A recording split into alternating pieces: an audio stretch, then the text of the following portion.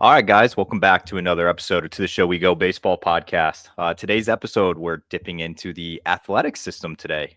We have Josh Kuroda-Grauer on this episode. And if you don't know Josh, he was a draft pick this past year by the Athletics.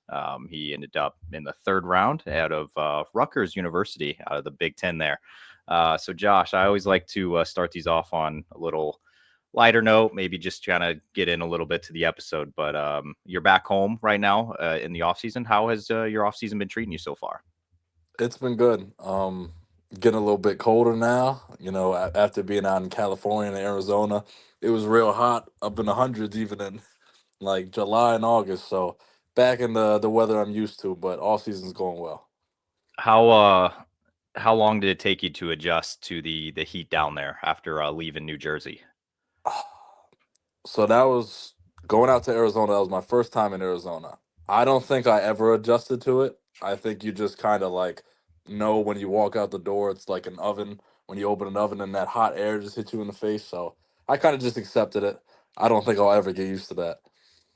Is it? I always hear people telling me it's a dry heat. They're like, no, no, no, no, no. It's not that hot. It's a dry heat. No, it's still 100 degrees and you're sweating outside. Would you say the dry heat is still pretty hot?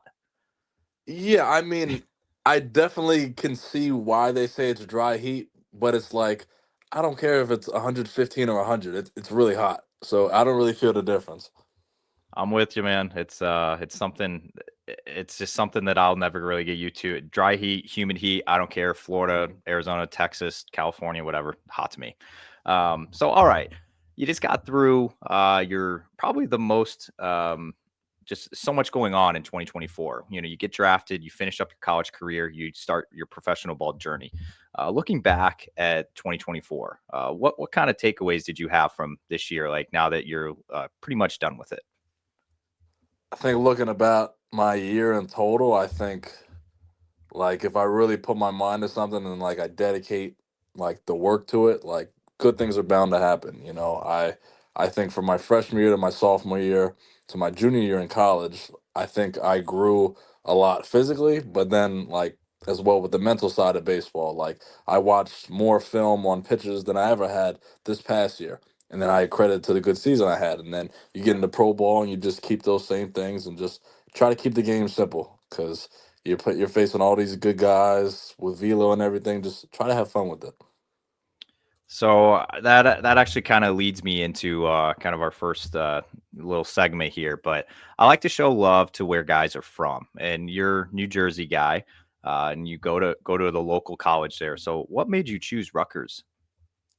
Yeah, for me, a lot of a lot of Jersey guys, athletes in general, whatever sport they play, there's like a common notion that like everyone from Jersey leaves Jersey. They go down south, they go out to Cali, and they go to these big schools, whatever. So for me, when I got the opportunity to play for my home state school, I jumped at the opportunity because I love where I'm from. I love Jersey, and to be able to represent that, it was really a really cool experience for me. And what I've noticed a lot lately, and I've actually had this discussion on this podcast several times over the last year or so. But New Jersey is a little slept on in terms of baseball production that comes out of there. Everybody's always talking about the California boys, the Georgia boys, the Texas boys. But New Jersey is sneakily up there, in my opinion. And I know there's been a lot of guys that have been passing through the professional ball even lately. I've noticed a lot of pitchers from Jersey lately. So can you just take us through a little bit of playing high school ball in Jersey and what the level of competition was like? Yeah, I mean, the level of competition, it was pretty good, and I think everyone can agree when they say Jersey's gritty. You're playing, you don't get to go down south and play in the nice weather or whatever. We're playing in early March, early April, and it's freezing, snow's falling from the skies, things like that. So I think a lot of guys take pride in that, and that's why I think the Jersey grit saying comes about. Who are a couple guys that are in professional ball now that you got to play against or got to know pretty well over the years? Um, let's see. So when I just came in this year, Rodney Green, an outfielder from California, me and him were roommates when we went to Low A. So getting with him, and like he's a guy that like I've seen on Instagram and things like that. I've seen his highlights before, and then it's really cool to see that and then be able to go practice with a guy like that and see like the attention to detail that you don't really get to see when you're just seeing the highlights of the home runs and everything. So the behind the scenes aspect of it was pretty cool to me. Yeah, no, it's it definitely I had some another guy on here kind of say like you never know where baseball is going to take you, and it's like, you see these guys on Instagram of, you see this guy that's same age as you hitting these like nukes, but he lives like states away, and then you're just a teammate of his now or whatever it is, and he's just like, would have never thought I'd lead us here. Right. But all right, so you get drafted this year and you finish up your college career. Take me through a little bit of the draft. Like what was it like for you? Where were you at? Like were you with family? I guess how did your draft day go? Yeah, so I kept it really kind of low key and just chill in house with my family. And before we were on day one of the draft, we were just watching a bunch of baseball movies. And it's funny because the last movie we watched was Moneyball, and I had no idea I was going to get drafted by the A's the next day.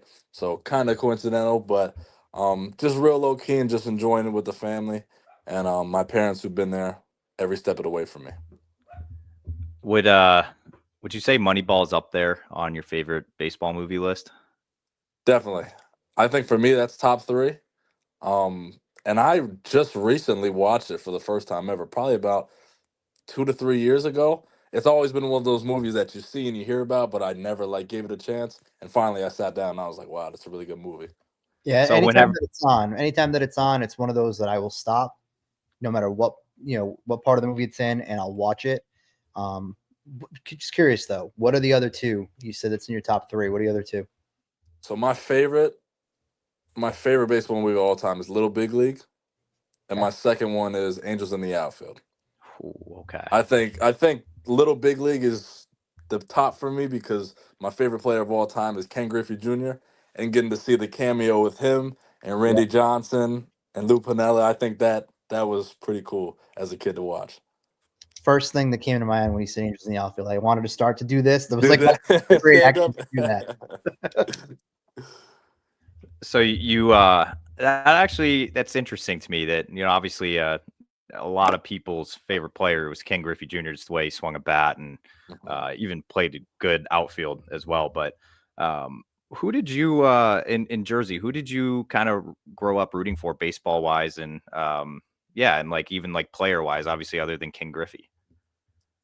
So it's gonna sound kind of confusing because I got the Patriots banner behind me, but I grew up a Oh Phillies no. fan. But the player I watched the most was Derek Jeter, just because being in Jersey, like the Yes Network was always on, and I got to watch him, Cano, A Rod, Teixeira, that infield.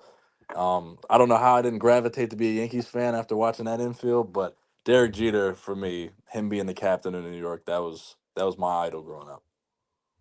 Is that would you say that Jeter may have influenced you at all in wanting to play shortstop throughout your years?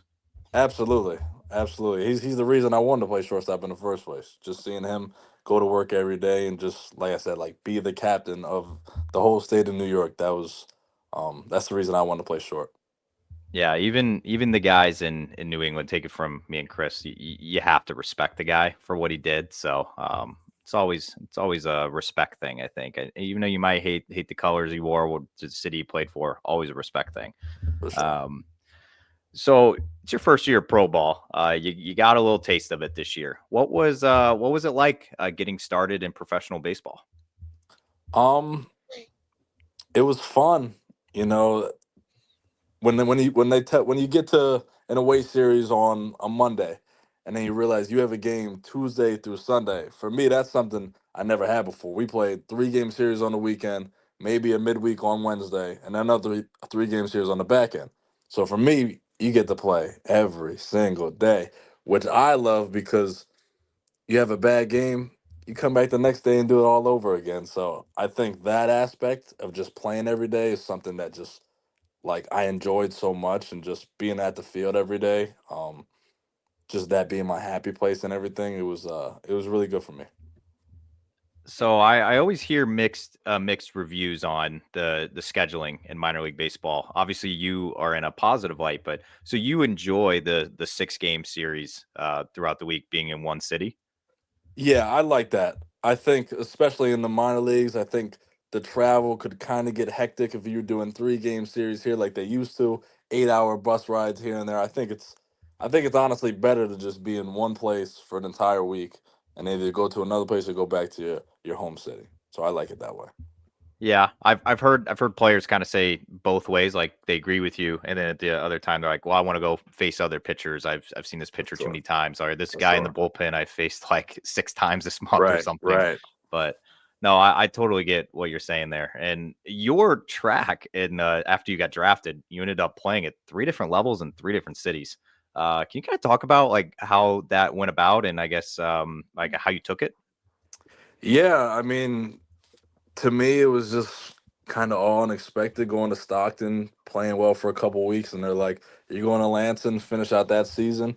And then I was in Arizona for instruction. They said we're going to send you to AAA for the last week of their season. So kind of just, and I've never really been like a traveling type person, so just getting on a plane like the night of, when one of the coaches tells you you're going somewhere, just to run around, that was a lot for me, but I think I handled it well just because at the end of the day you get to go play baseball in these beautiful stadiums and just be around different guys all the time who love the game just as much as you.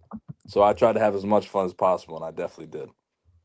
That Vegas stadium, by the way, it's on the bucket list for me. I know they do the AAA championship game out there right now, and I've always wanted to go. How was it playing out there in Vegas? That was sick. That was First of all, the ball flies there. The Oh ball yeah. absolutely jumps off your bat. I don't know if it's the elevation or whatever, but the ball flies there. The the jumbotron, the screen was like 2 billboards put together on the highway or something. It was huge, and they packed out the stadium all 6 days, even though it was the last week, like 10,000 fans a night, which was great. That stadium, you definitely got to check it out. That was a sick stadium. And I know that it was only for a very short period of time when you were with Vegas, but did it ever like come to you that once they told you you were going to AAA that you're just one step below the majors? Absolutely. I think when I first got in the locker room and going from like the low A locker room to the triple A locker room, and you just walk in, you're like, okay, this is a little different, and you're getting good food, and just the cage is right next to the locker room, and just the preparation and the guys there, like you can tell like this is a step down from the big leagues. So I definitely had that thought, but like at the same time, I tried not to think of it like that, and I'm like, it's just baseball with AAA next to it. Yeah, I feel like I always me and Chris have spent some time in AAA locker rooms over the last couple years, and it's always interesting to see the guys come up from Double A and that hadn't really been there before, and it's like, oh well, you got a guy over there that's played 6 years in the majors, you got Right. this guy over here that's like just pitched for Tampa last year and whatever it is, and it's like such a mix of like you got the young Hmm. guys, you got the vets and all that. Right. Did you have a chance to kind of talk? I know you were only there a short amount of time, but talk to any of the older guys, maybe guys that had some MLB experience? Yeah, I mean, a lot of the guys on the Vegas team had already made their debuts. So I was picking everyone's brain. I was asking everyone any question I could think of. And credit to all those guys. They were really receptive. Even me being there for just that one week, they were great and everything. Like Daryl Hernandez, one of the infielders, I was backing up. I had asked him because I didn't know. I was like, where'd you start the year? Double A, single A? He was like, I started in the show. So I was like, oh, I was like, that was my first realization. I was like, holy crap, these guys have been up to the show or whatever. So, yeah, Okay, yeah, it's always fascinating to hear that because you're a young guy. You just got it was literally your first half season in pro ball after you get drafted, and you're already sharing a locker room with these guys that started the year right. in the majors. Have you had a chance yet to kind of you're home right now, take a deep breath and just kind of be like, okay, I'm a professional baseball player now. What has it meant for you and your family now that you've gotten to this level? It means everything, just being that it's been a dream of mine since I was 4 years old to be able to play professional baseball. And I think I'm definitely grateful and never taking that for granted. Just going every day, being fortunate that I get to play baseball for a living. But I think, especially like getting to AAA and just the short stint I had and being around those guys, and like you said, being literally one step away from the show, I think like it kind of changed my mindset to like give me an extra boost of confidence or just motivation. Like you can do this. Like just put the work in, put more work in than you did. Because the ultimate goal is to get to the show. What did you notice in your short time of playing after you got drafted? What did you notice as maybe a couple of the biggest differences between your time in professional ball and your time in college? I think professional ball, I think like the radius of players to me was different. Like college ball, you're playing against the best guys in your conference. Professional baseball, you're playing against the best guys in the world, whether it's guys from Venezuela, Dominican Republic, Taiwan, wherever. So that really opened my eyes, and I think professional baseball, it's like everyone's there for a reason. You know, everyone's good 1 through 9, and you're probably never gonna get a break on on the mound. You're not. I'm not gonna face a midweek pitcher from wherever on a Tuesday or a Wednesday. You're getting some good stuff every day. So that's just an adjustment. All right, I'm keeping you on your toes here. I'm gonna go a little random here, but I had read something earlier that you were a basketball player as well in high It school. was. How much do you miss basketball? I definitely miss basketball sometimes. You know, I try not to play pickup anymore just because I'm afraid to get injured. But I still shoot the rock a little bit here and there, and it's like, man, that itch of just playing back in the day. I definitely miss it, especially being in high school with all my friends. So, I definitely miss basketball a lot. Yeah, I was gonna say I was reading. Every college does a really good job of doing profiles for you guys on the baseball pages, and it said that you had helped lead your team your freshman year to a perfect record and like all this stuff. I was kind of I always like asking this because a lot of guys are two sport athletes that get into Mhm. professional baseball, but when did you kind of have to decide like, hey, like this baseball thing is probably going to take me further than this basketball thing, and you kind of had to give it up? So I played basketball all the way throughout senior year of high school, and I loved it. Like I love being a two-sport athlete, playing all sports. But I think, especially in my last year of high school, like we were playing some of these good schools in Jersey, and you start seeing some of these good players, and it's like, okay, I'm gonna go stick with baseball and keep swinging the bat. Was the competition good in New Jersey? I've never heard like New Jersey for basketball. Really, I will admit that. I obviously baseball players are all over, but how is it for basketball? I think it's really good. You got a couple really good schools, and like I said, like there's probably hundreds of really good basketball players on like powerhouse high school teams across the country from Jersey. So especially my town of Franklin, like I've known multiple college Division 1 college athletes that like just went to other schools. So I think the competition was pretty good. Well, I told you I was going to keep you on your toes, and I kind of shoot all over the place here. But I did want to ask as well about winning the Big Ten Player of the Year at Rutgers. What did that mean to you? I guess whenever you did get that award. That meant a lot to me just because I have a lot of pride in where I'm from, and I have a lot of pride of going to Rutgers and representing my home state. So to be able to get that award, it was great to win it for myself, but I think more so for the university and for the university to be able to say we had the Big Ten Baseball Player of the Year, which I don't think hasn't been done in the Big Ten, and I don't think the hasn't been done in I think Todd Frazier was the last player to win it. I think in like '07. So to be able to be up there with him in the same conversation, that was pretty cool. Yeah, I'm not for people that aren't too familiar with Rutgers and I guess like the Big Ten as well, just with baseball and wise. But were there any guys like that made it to the pros from Rutgers that had come around the program or maybe even talk to you guys? Because I know a lot of schools sometimes will get guys that from the past. Like I'm a Mizzou guy, and I know Ian Kinsler always goes to Mhm. Mizzou and talks to all the guys because he had a long career. Was there anybody like that for Rutgers? Yeah, Todd Frazier came around a couple times, and he was at most of the alumni games. So being able to talk to him, and um, obviously everyone knows Todd Frazier, him winning the home run derby in Cincinnati, then seeing him on the Yankees making that playoff run. So to be able to have him come back, and he's a really cool guy, really personable guy. So he's um he's probably our biggest alum. So for him to come back and just share his knowledge of the game, and just especially know that he went to Rutgers too, was pretty cool. What was his best piece of advice that he gave you? His best, honestly, he told me to just cut out all the outside noise and just go to work on yourself. He was like, and I think that helped me a lot because especially in college baseball, everyone gets wrapped up in these D1 baseball rankings and the team rankings, the draft rankings, whatever. When all of that really means nothing, you just got to block that out and just go to work, try to be the best version of yourself.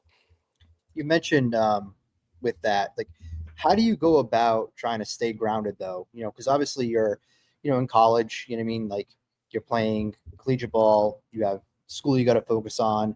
You're also human. You want to go out and have, enjoy yourself out with friends, stuff along those lines. Now that you're a professional ball player, how do you just go about like trying to keep yourself grounded and trying to keep yourself within like that moment that you're in that you're currently at? Um, I think honestly, going back to the thing I said about the radius of players, I think that's what keeps me focused because minor league ball and trying to get to the show, you're not playing against guys in a 4-year college window. You're playing against, like you said, Andrew, earlier, like older guys, 40-year-old guys, and then you got 16-year-old prospects from the Dominican Republic who are ready to come take your job. So I think knowing that gives me that extra added motivation to continue to work hard and continue to put the work in overtime just to keep getting better. Since you became a pro ball player, what would you say has been like the biggest challenge that you've had to overcome? Could be on the field, could be off the field. What does that look like? Honestly, I think the biggest challenge in pro ball, which I kind of knew was going to happen going in, is just kind of being by yourself. I think the coaching in college is a lot different when it's all about the team, winning for the team. And fortunate enough for me, being in the athletic system, I've met great coaches and I've met great teammates. And I haven't met one player who I could tell you that's selfish or had an ego or wish I was doing bad in the lineup or anything. So a credit to everyone in this organization, but I think it's definitely more individualized, and because there's only so many spots on a big league roster and everyone wants to get there. So I think that's probably the biggest adjustment I had to make. You spent a summer in playing in the Cape Cod League out in Bourne, and you also played in Newport another summer as well, which is beautiful, by the way. But so your time in Bourne playing in the Cape League, how do you think that prepped you for getting to where you are now? Honestly, I think playing in the Cape League and playing for Bourne, I think that helped me more than anything for my junior year of college. And I think, like I said, it gave me that extra added like confidence, being able to play against. We don't For Rutgers, we don't get to play against all the SEC schools, but you get to the Cape, you're facing uh, LSU pitcher, you're facing an Arkansas pitcher, you're facing a Vanderbilt pitcher, but then you're also playing with those guys. So being right there with them on the same team, me being a Big Ten guy and Rutgers not being known for being the best baseball school, it gave me that extra confidence. Like I can hang with anyone, and I'm just trying to take that to pro ball too. I watched a video before you hopped in of you taking some swings at Fenway and taking some grounders while you're wearing your Bourne stuff. How cool was it to get to do that at Fenway? That was a sick experience, and that was actually the first time I ever been on a big league field, and to be able to play, or to be able to take BP, and obviously my BP rounds are usually line drives up the middle, but I'll be honest, I was trying to hit the ball at the park. I was trying to get the ball over the green monster any way possible. So that was just a cool experience. Just the history in that stadium and to just be on the same field as like David Ortiz was and stuff like that. It was a pretty cool experience. So you were just talking about your BP usually hitting some line drives. And for somebody that has never watched you play or that doesn't know you too well, how would you describe yourself as a player to that person? I think I'm a table setter. I think I'm a top of the lineup guy, and the thing I want to do most is score runs. I want to get on, hit singles, steal bags, so the big guys behind me can get their RBIs. I want to have 100+ runs in a season, however many steals, and just play some good defense.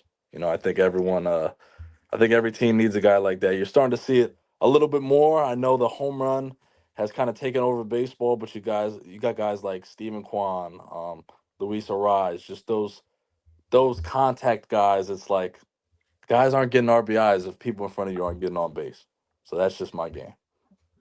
Yeah, I feel like it's been a thing here in the recent, I guess, few years of like you said, the table setters kind of making a return a little bit. I feel like you said, it's been a lot of home run guys. It's like you want 1 through 9 hitting home runs like all the fans do, but it's like we also love the Billy Hamiltons of the world Oh that yeah, can get on first base and they're already in scoring position and they don't right, even have to steal the base, but he's probably going to steal either second and third. right. So I saw you, your numbers at Rutgers, your this past season, incredible. I mean, you don't strike out a whole lot. You only had 18 strikeouts. You had 23 walks and 18 strikeouts on the year. Um, is that something once you get to pro ball all for a full season next year? What kind of things are you looking to do? Are you looking to be like, you stole 24 bags last year as well at Rutgers. Like, are you wanting to be like active on the base pass? Or you just wanting to, get on first? Like how I guess what are you looking to do next year? Um, I'm trying to hit a lot of singles and I'm trying to hit a lot of doubles. And like you said, I want to steal a lot of bags. I think the minor league season's 120 games or something. And I love being on base. I mean, you can't steal bags if you can't get on base. So that's step one. But I love to run. And I think it's just easier. I think it's easier to hit with a man on second, nobody out, than man on first. So just kind of having that team mentality. Like, of course, I want to steal the bag for myself, but you steal the bag, and now we got an opportunity to score for the team. So yeah. All right, Chris, I got a lightning round coming unless you got any finishing thoughts here. No, I mean, as you were like, as you guys were talking about, like the speed game, I just kept thinking about like when we were in Worcester, we got to be around David Hamilton, Mm, and he's lightning fast. Like every time that we bring him up, I always bring up this point. I've never in my life seen anybody be on first base. Someone hit a ground ball in the infield, and the dude ended up on third base. You know right. what I mean? Like I've never seen that, and I just speed is such an underrated value in the game. And if you look at bring it to like the Red Sox for like a quick second, their entire lineup kind of reshaped itself once they utilized Jaron Duran from the top of the lineup. Right. You're talking about you want to get singles. A guy like Duran could turn a double off of a base hit up the middle. So it's such an underappreciated, I think, aspect of the game, and it's cool to kind of see guys who know what their skill set is and wants to attack that. And so that's yeah, kind of just reminded me of David Hamilton for a quick second as you guys talk about that. Absolutely. It's not a bad guy to kind of remind you of, so that's also good. All right, so I'm going into a lightning round here. It's a little random stuff, off the field things. So you don't got to think too much about it. Okay. So let's start this one off on an easy note here. What's your go-to pregame snack? Go to pregame snack. So being from Jersey, I'm getting a sausage, cheese, and hash brown on a plain bagel, salt, pepper, ketchup. I don't like to eat too much, but before a game, I'm getting a breakfast sandwich from some bagel spot. Okay, do you have a favorite in mind? Favorite Like spot to get that to bagel get your spot. go-to? There's one right near my house. It's called Bagel Market and Deli. Just a nice, cool, family-owned spot, but they got really good bagels. Okay. Now, if you had let's say it's 2025, and you had to pick a walkout song for when you're walking up to the plate, what's that song going to be?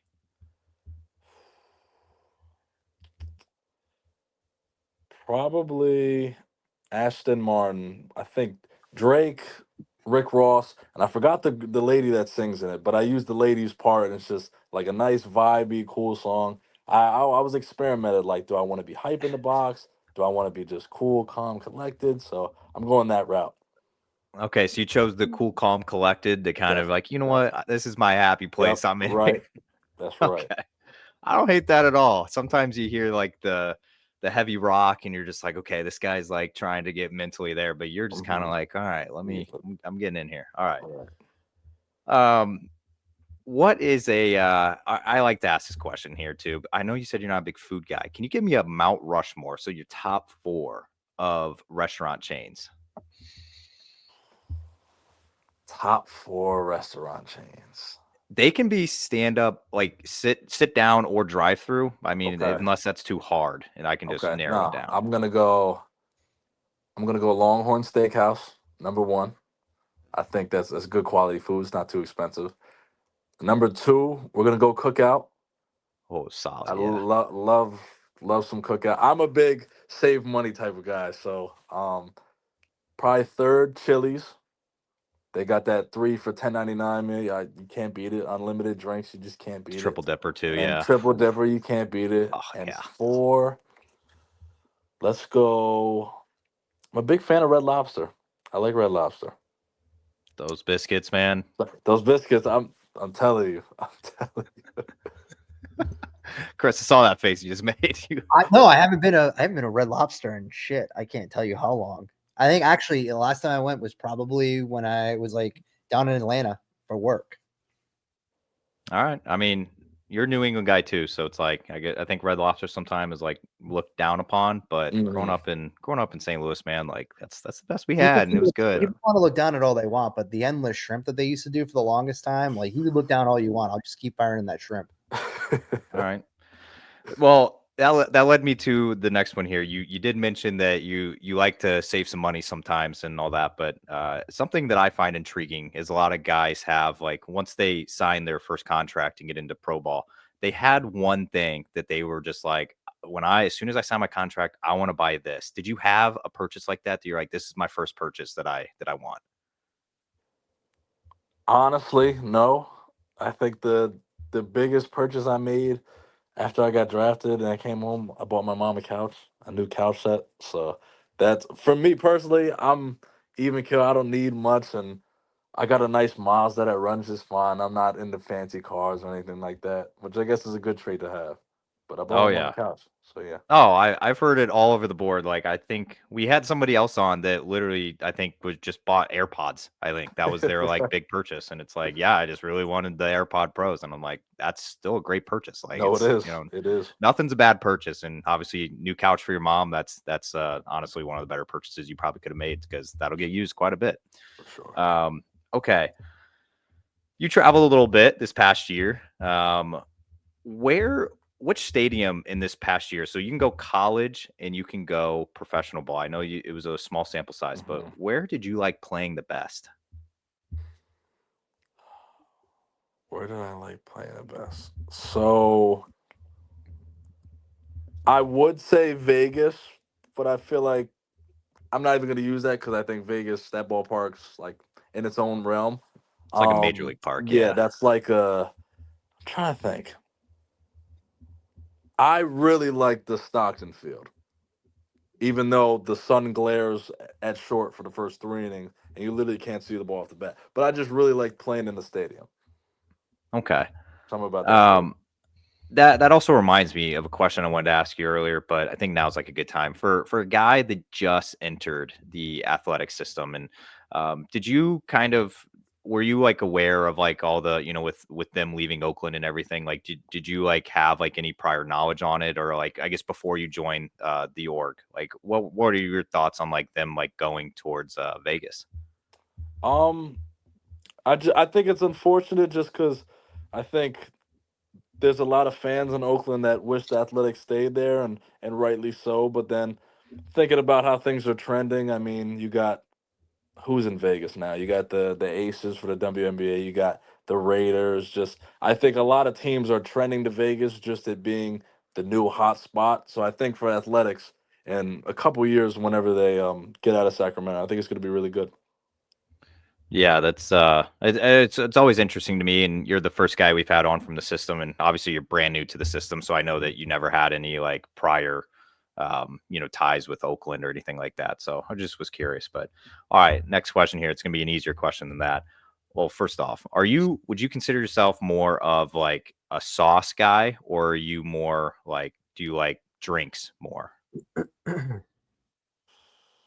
Like, which one are you more passionate about? Like different type of sauces for food or like drinks?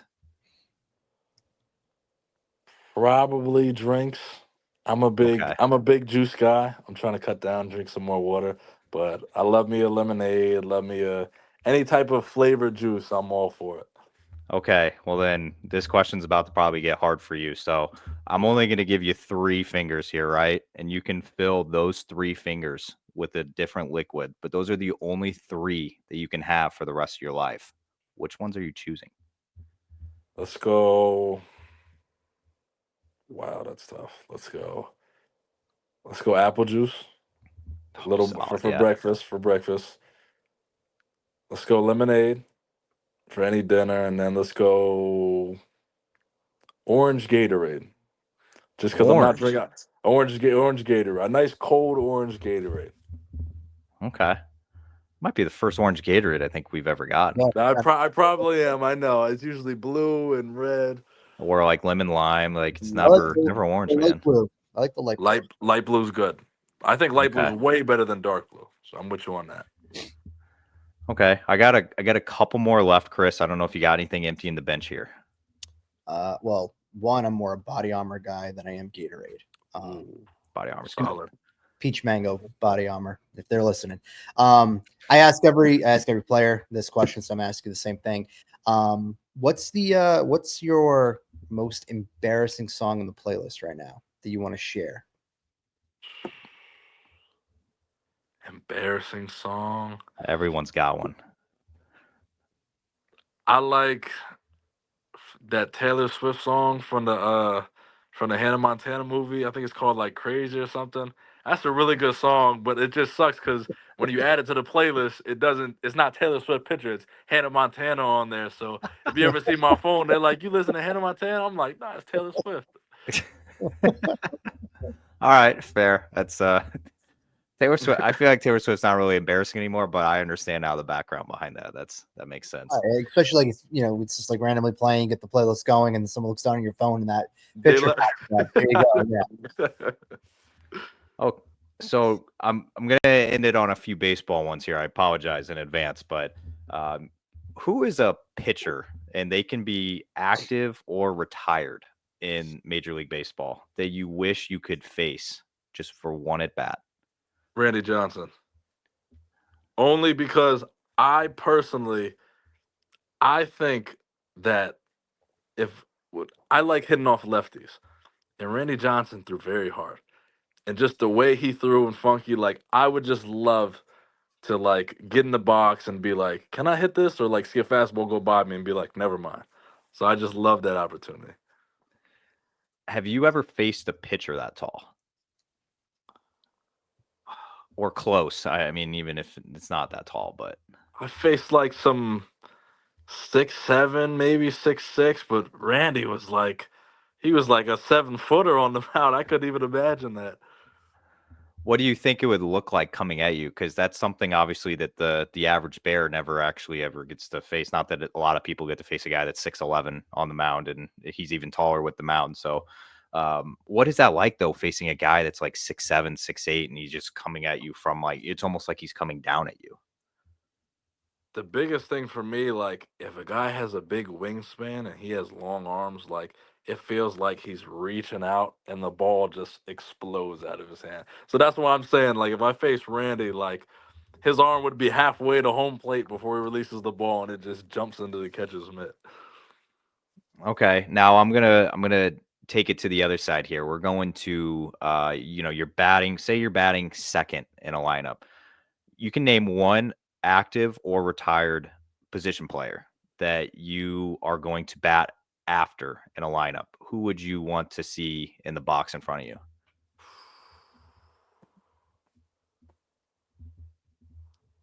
Ooh, that's I'm not gonna say Griffey just because that's my favorite player.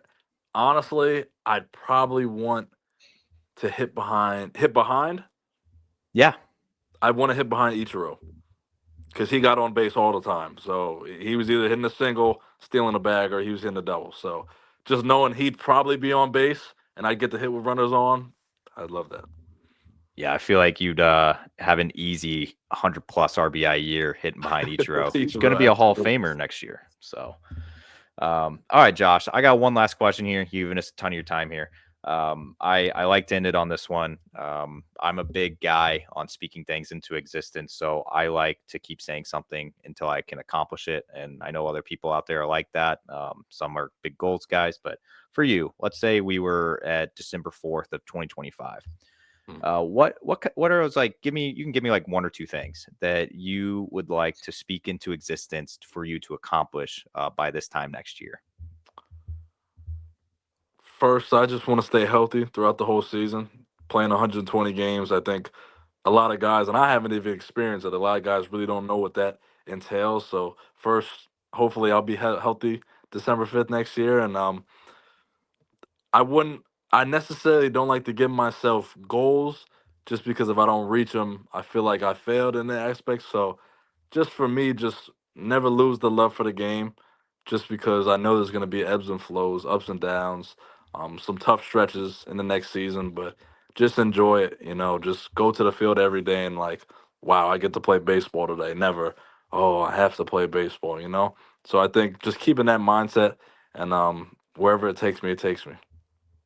Well, I feel like you couldn't have said it better yourself, but I want to thank you for hopping on here, giving us a ton of time. Obviously, we wish you nothing but the best in your first professional spring training coming up here. And then we also wish you the best throughout the year. But Josh, we appreciate you hopping on. Thank you, Andrew. Thank you, Chris. Yeah. Thank you guys for having me. Appreciate it.